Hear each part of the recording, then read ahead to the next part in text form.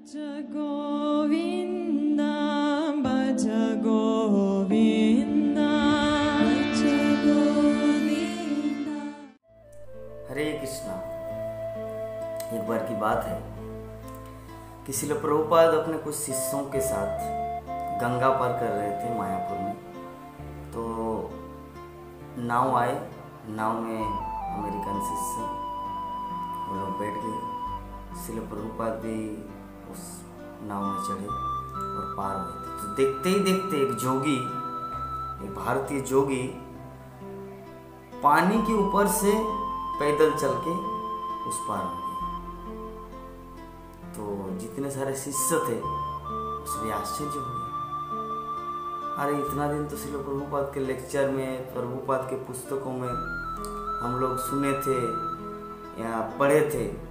श्रील प्रभुपाद खुद हमारे साथ है, बोले कि इस संसार में सबसे बड़ा दुर्लभ वस्तु है कृष्ण भक्ति, और सबसे महान व्यक्ति है, महान भक्त है, कृष्ण का शुद्ध भक्त है, कृष्ण का भक्त। लेकिन हमारे पास क्या योग्यता है? हम तो इस पानी के ऊपर तो चल के नहीं जा सकते। और ये साधारण जोगी ना भक्ति करते ना सोलमाला जप करता है, वो आराम से पार हो गया। मतलब क्या है इसका? मतलब वो बड़े हैं, हम सबसे महान हैं। तो श्रील प्रभुपाद को पूछा कि प्रभुपाद कि हमारे पास जो योग्यता है, मुझे लगता है कि हम सबसे ज़्यादा वो महान है कि पानी के ऊपर से बिना नाव के सहारे चल जा रहे। तब श्रील प्रभुपाद बोले कि उनका जो जीवन का जो आप जो महानता देख रहे हैं, उनके जीवन का मूल्य ओनली 25 पैसे, 25 पैसे, 1 रुपया भी नहीं। उस समय की बात है, 25 पैसे है उनके जीवन का मूल्य। तो शिष्यों ने पूछा कैसे आप ऐसे कैसे बोल रहे कि 25 पैसा उसके जीवन का मूल्य? बोले कि देखो, वो अपने जीवन काल में जितना सारा तपस्या साधना करने के लिए गया था हिमालय, और हिमालय के कंदराओं में, वो हिमालय की गुफाओं में इतना साल तक तपस्या किया। क्या करने के लिए? ये जल स्तंभन, कहने का अर्थ है जल के ऊपर चल के पार होना। कि किसी भी तरह का नाव का सहारा ना लेकर, किसी ब्रिज का सहारा ना लेकर पानी के ऊपर चल के उस पार होना, वो जीवन का उनका लक्ष्य था कि अगर मैं ये कर पाऊँ तो मेरे जीवन की सिद्धि प्राप्ति। तो उन्होंने पूरे जीवन भर जो तपस्या किया हिमालय की गुफाओं में, ना कुछ खाया ना कुछ पिया, कितना कष्ट करके तपस्या, किस लिए?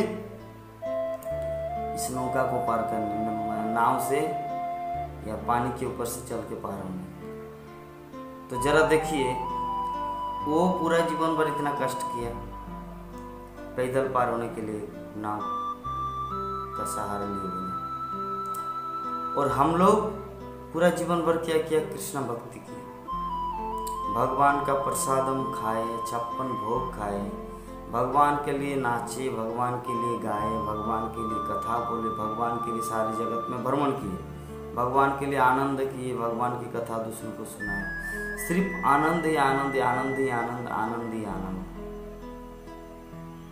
और जब यहाँ पर हम लोग पार हो रहे तो हम लोग को उतना दिक्कत नहीं करना पड़ा। अरे हिमालय जाना चाहिए था हमें इस नदी को क्रॉस करने के लिए।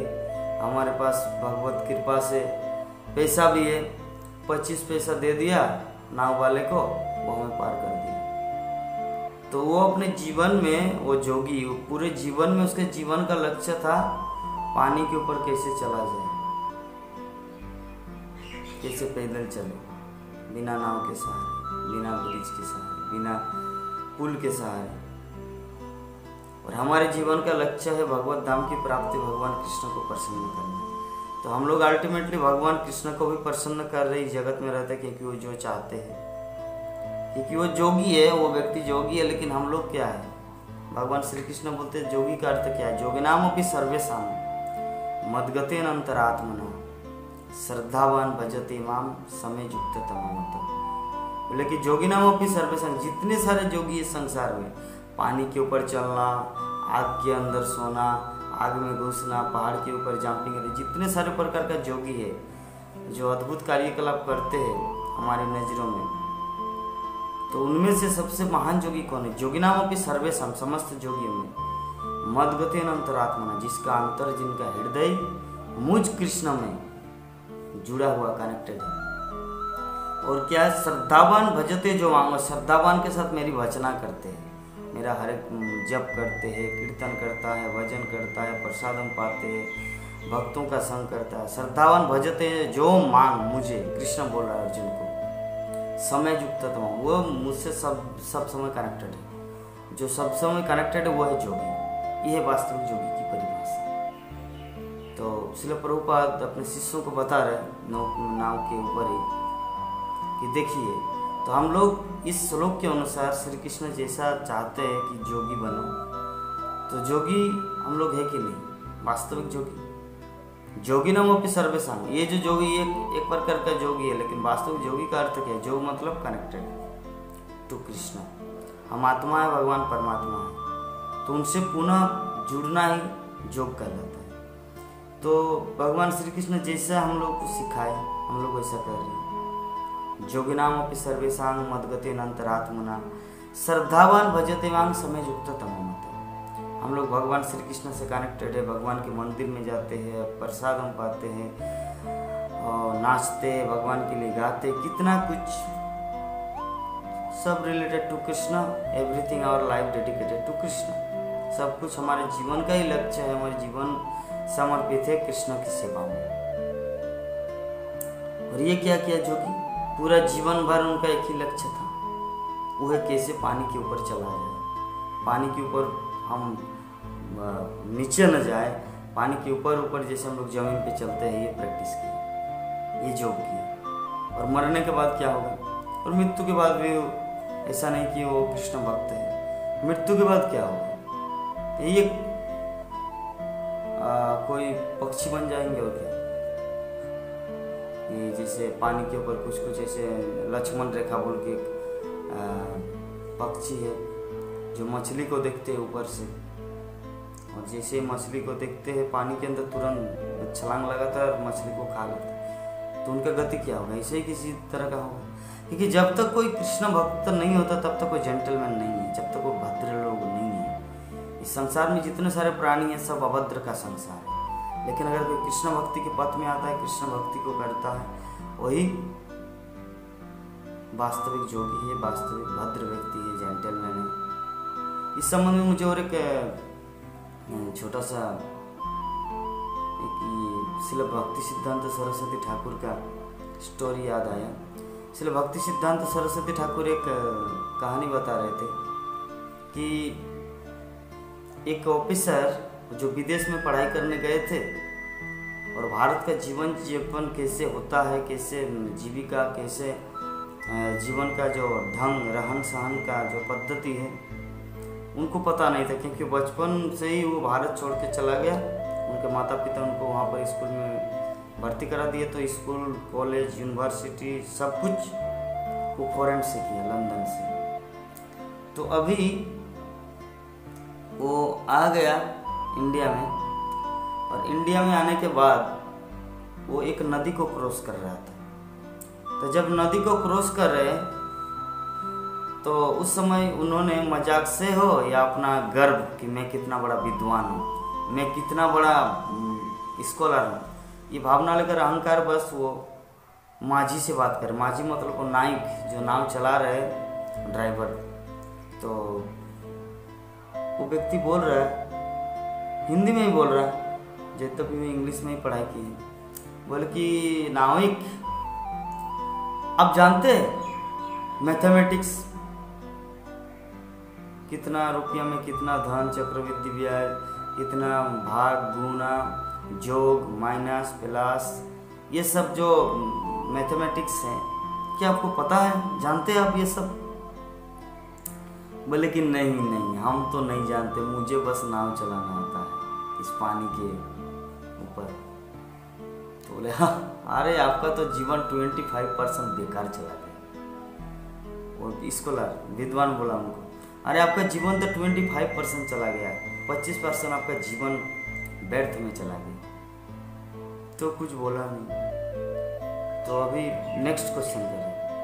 आपको भूगोल आता है? भूगोल, जियोग्राफी। इस जगत में का जो हमारा 7 भाग पानी है, 7 भाग 7 समंदर है, 7 द्वीप है, हम लोग जिस द्वीप में, एशिया द्वीप में हैं, यूरोप है, अमेरिका, इस तरह करके पूरा वर्णन कर रहे हैं। आपको भूगोल आता है? भूगोल के बारे में जानते हैं ज्ञान? बोले कि नहीं नहीं सर, हम कुछ नहीं जानते, मुझे नाव चलाना आता है। बोले कि अरे आपका तो 50% जीवन चला गया, 50% इज लॉस्ट। थर्ड क्वेश्चन कर रहे हैं। आपको साइंस आता है? Biology, chemistry, physics, like that आता है? बोले कि नहीं, मुझे तो वो भी नहीं आता। ये सब क्या होता है? क्योंकि मैं जीवन में पढ़ाई नहीं किए, क्योंकि मेरा ये जन्म ऐसे गांव में हुआ, नदी के किनारे, और सामने कोई स्कूल भी नहीं था, और गरीब होने के नाते हम लोग किसी दूसरे शहर में जाके पढ़ भी नहीं पाए, जिसके कारण मेरा माता पिता का थोड़ा कुछ प्रॉब्लम हुआ, तो जिसके कारण मुझे परिवार संसार को चलाने के लिए ये जीविका को अपनाना पड़ा, और हम ये नाव का लोगों को इस पार से उस पार, उस पार से इस पार, मतलब ये कर रहे हैं, ले आना जाना कर रहे हैं। तो बोले कि अरे आपका जीवन तो 75% व्यस्त है, जब आप बायोलॉजी नहीं जानते, केमिस्ट्री नहीं जानते, फिजिक्स नहीं जानते, विज्ञान नहीं जानते, साइंस नहीं जानते, यार आप क्या जाने जीवन में। तो अभी सेम टाइम में तूफान आया, मतलब पूरा हवा चल रहा है। तो हवा चलते चलते चलते चलते नाव पूरा डोलमोल हो रहा है, पानी घुस रहा है नाव में, और पानी घुसते घुसते नाव तो पलट गया। तो नाव पलटने के बाद वो दोनों पानी में गिर गया और नाव भी डूबने लगा। तो नाविक ने पूछा कि सर आपको तैरना आता है? बोले कि नहीं, मुझे तैरना तो नहीं आता। बोले कि हाय रे, आपको तैरना नहीं आता, तब तो आपका पूरा 100% 100% ही आपका जीवन व्यर्थ है। आप बोले थे कि ये मैं मैथमेटिक्स नहीं जानता, मेरा 25% व्यर्थ है। साइंस, भूगोल नहीं जानते, मेरा 50% व्यर्थ है। साइंस नहीं जानते, मेरा 75% व्यर्थ है। लेकिन ये जो आप पानी में गिर गए, अभी आपको तैरना नहीं आता, मतलब आपका 100% ही जीवन व्यर्थ है आपका जीवन। तो इस कहानी का उद्देश्य चलो भक्ति सिद्धांत सरस्वती ठाकुर बोल रहे कि हम लोग कितना भी अपने अपने जगह में कितना भी एक्सपर्ट क्यों ना हो, लेकिन इस भव समुद्र में हम लोग जो गिर चुके हैं, और तैरना अगर नहीं जानते तो हम लोग हमारा जीवन व्यर्थ चला गया। चाहे हम लोग क्रिकेटर हो, चाहे हम लोग हीरो हो इस जगत का, फिल्म स्टार हो, बड़े बड़े नेता, बड़े बड़े ये, लेकिन वो कुछ फायदा नहीं अगर वो कृष्ण का भक्त नहीं है। वो अगर से जीवन समुद्र या संसार समुद्र को तर के भगवत धाम जाने का पथ प्रस्तुत न करे तो। क्योंकि एक बार मनुष्य जीवन मिलता है, और मनुष्य जीवन मिलने के बाद अगर आप इसका सदुपयोग नहीं किए, कृष्ण भक्ति नहीं किए, मनुष्य जीवन पाइया राधा कृष्ण ना भजिया, जानिया सुनिया विष खाएंगे। अगर राधा कृष्ण की भजना नहीं किए मनुष्य तन पाकर, तो आपका जो जीवन है व्यर्थ का व्यर्थ चला गया। आप इस संसार में डूब गए। संसार में डूबने का 84 लाख जोनी में पुनः बारंबार की चीजों में काटना पड़ेगा। तो यही होता है, इस पूरे लेक्चर का सार यही है कि हम लोग जीवन में किसी भी क्षेत्र में, बिजनेसमैन हो, नौकरी है हमारा, कुछ भी हो, लेकिन अगर हमारे जीवन समुद्र रूपी नैया, ये नाव, कहने का अर्थ है अगर हम लोग कृष्ण भक्ति के पथ को नहीं अपनाए तो हमारे जीवन 100% हमारे जीवन बेकार चला जाएगा। इसीलिए हम लोग को कृष्ण भक्ति का पथ अपनाना है। कृष्ण भक्ति के पथ अपनाने का सबसे आसान तरीका, पहला स्टेप है भगवद गीता को अध्ययन करना। भगवद गीता यथारूप इस्कॉन सेंटर में उपलब्ध है, इस्कॉन मंदिर में उपलब्ध है, इंटरनेट में भी उपलब्ध है PDF Bhagavad Gita as it is English, Bhagavad Gita Yatharoop Hindi, और भगवद गीता यथारूप बेंगोली, इस तरह सब भाषा में उपलब्ध है। अरबी, बर्मी, चीनी, डच, फ्रांस, सब भाषाओं में उपलब्ध है। भगवद गीता पढ़ना फर्स्ट स्टेप, भागवतम पढ़ना, भगवत संबंधित श्रील प्रभुपाद का पुस्तक पढ़ना, और द्वितीय है हरे कृष्ण महामंत्र का जप करना, हरे कृष्ण कृष्ण कृष्ण हरे हरे, हरे राम राम राम हरे हरे। और तृतीय बात है भक्तों का संग। संसार में जो कृष्ण का भक्त है उन लोगों से एसोसिएशन, उठना बैठना, करना चढ़ना, खाना पीना, खैर बिजनेस के कारण, नौकरी के कारण आपको विभिन्न लोगों से मिलना पड़ता है, लेकिन वो तो है ही आपका जीविका निर्वाह के लिए, लेकिन साथ में सब भक्तों का संग करना, भगवान कृष्ण के भक्तों का संग करना है, हरे कृष्ण महामंत्र का जप करना है, भगवद गीता, भागवतम, चैतन्य चरितामृत, प्रभुपाद के बुक्स, भक्ति रसामृत, सबका अध्ययन करना है। तब हमारा जीवन पूर्ण रूप से सार्थक होगा। और जोगी का जीवन सार्थक नहीं है, हीरो, नेता, क्रिकेटर, किसी का जीवन सार्थक नहीं है। अगर वो कृष्ण का भक्त है वही उसी का जीवन सार्थक है। हरे कृष्ण कृष्ण कृष्ण हरे हरे, हरे राम। जय जगत गुरु श्रील प्रभुपाद की जय।